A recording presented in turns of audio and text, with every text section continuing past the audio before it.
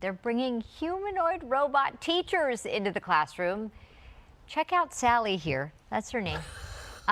These students are going to be...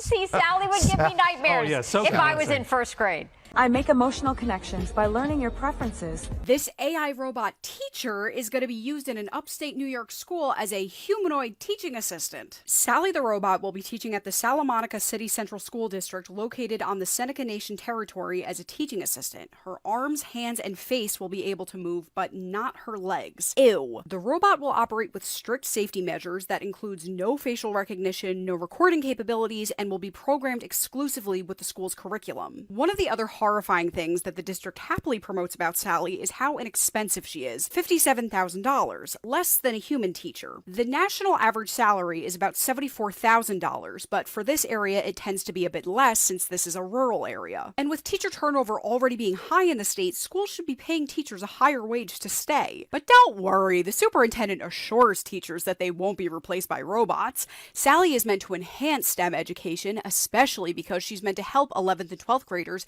in subjects in schools that AI and robotics are becoming more common. When school budgets are stretched thin and teacher shortages persist, some districts are turning to humanoid robots as a cheap fix. In upstate New York, a robot named Sally is being tried as a teaching assistant, costing $57,000, less than a human teacher's salary. While officials say she'll only support STEM classes and won't replace staff, the move raises a deeper question. Are we solving a human problem by removing the humans who make learning meaningful?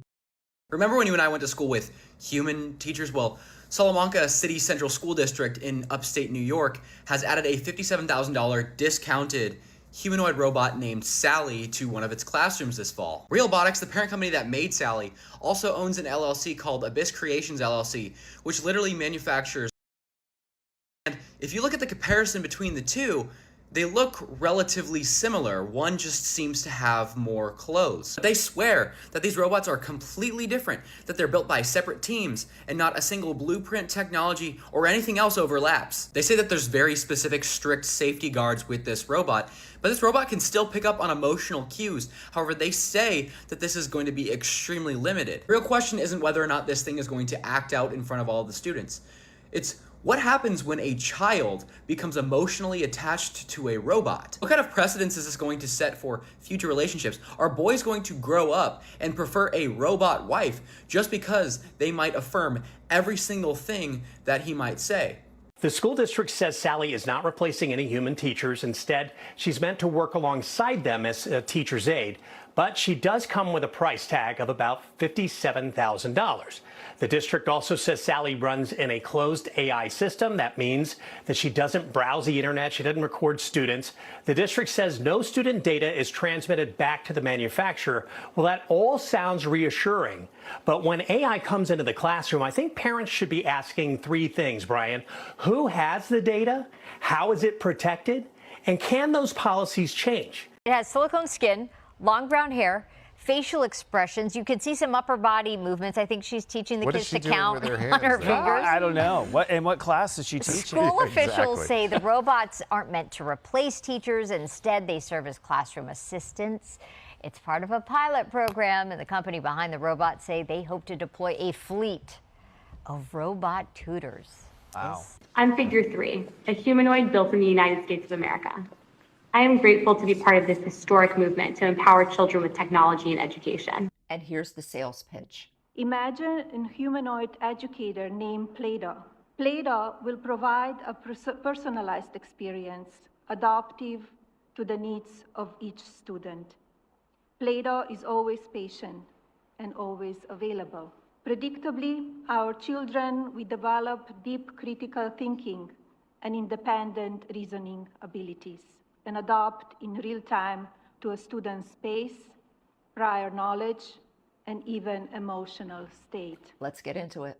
I hope you realize this was the plan for a long time. It was a matter of chipping away at public education for years.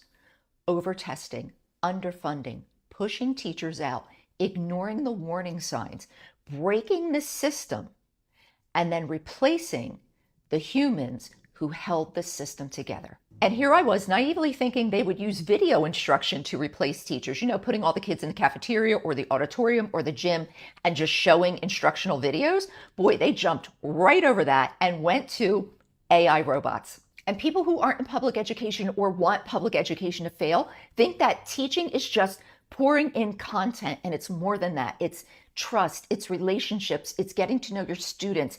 It's knowing when something is off with them and then stepping in, finding support, and pulling in the people, the humans, who can help them when they need more than just a lesson. And let's talk about this idea that AI will help critical thinking. No, critical thinking comes from friction and disagreements and having messy discussions with other people who have different opinions and coming to some kind of consensus or agreeing to disagree in human interactions, not when you're looking for just a highly optimized answer to be spit back at you. So let's stop pretending that this is about helping kids and ask yourself these questions. Why is the solution to remove teachers instead of fixing what is broken around them? Why are we trying to automate a profession that relies completely on human connections? And why are we solving a human problem by removing the humans? So apparently the White House is trying to replace teachers with robots.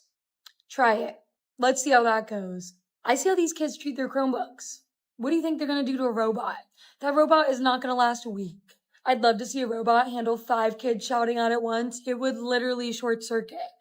I literally short circuit sometimes, but I think I would do better than a robot. If I, like a real human being, am asking my kids to do their homework and some of them still aren't doing it, they're not going to do it for a robot. Are we just going to have AI teach kids? And then kids are going to use AI because a robot's not going to tell them not to. What's the point? We've seen the promises. Safety guards, no data collection, a tool for STEM. But the clips show teachers and parents worried about what a robot can't do. Notice a child's distress, celebrate a breakthrough, build trust. Spending nearly $60,000 on a machine that can't replicate human connection feels like misplaced priorities, especially when many students in that district are economically disadvantaged. If we keep chasing tech fixes while ignoring underfunding and burnout, we risk hollowing out the very relationships that education depends on. Do you think schools should invest in hiring and supporting human teachers instead of experimenting with costly robot assistants? Let us know in the comments whether you see this as a helpful tool or a dangerous step away from real education. Thanks for watching. I'll see you in the next one. Take care.